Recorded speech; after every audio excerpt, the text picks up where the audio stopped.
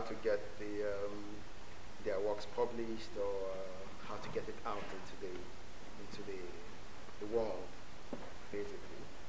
I would like if I can have something, some guide, some short strategy guide or something that I could tell them, this is how, this is how you do it. Yeah, I mean, I also work as an editor, so I guess it's easier now, thankfully. That's what you can tell them, because there's the internet. When we started writing, if you wanted to submit some short story to America, you had to pack it and pay huge postage, and you wouldn't hear for ages, and you just give up on yourself.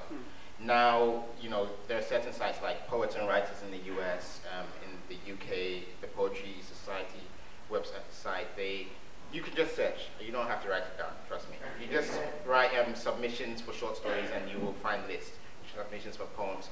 And the first way to kind of be noticed, especially if you're not, in the kind of publishing centers of, in the English-speaking world, that's New York and London. In the French-speaking world, it's Paris. In Spanish, it's Spain, kind of thing. If you're not in those places, the way to be noticed is to get short stories or poems published in international journals. And now they accept them by email and online. So that, makes it a lot easier. Before you had to pay. And I remember when I was posting stuff from Ghana, it used to hurt me so much. I used to be like, nah, I have to be sure that I'm going to get a response back, but you can never be sure. So that's the first step. And then once you have a couple of things published, that's when to approach an agent. I mean, it's almost impossible in the English-speaking world, at least, to get published without a literary agent.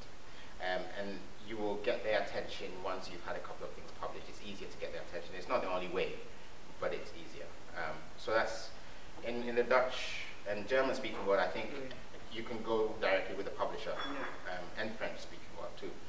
So it's slightly different. But the first step is to get stuff published in magazines. And now there are magazines within Africa. In Kenya, there's a good magazine. In South Africa, there are quite a few.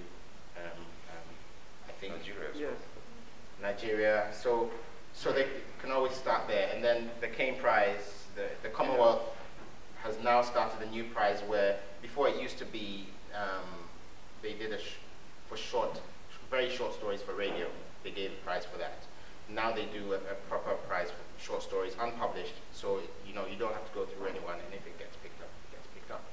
So those are the main avenues if you're coming from the continent, because it's our own publishing industries are in infancy, I guess. I mean, but it's different in every country. Yeah, you wanted to add to that? No, I think we're gonna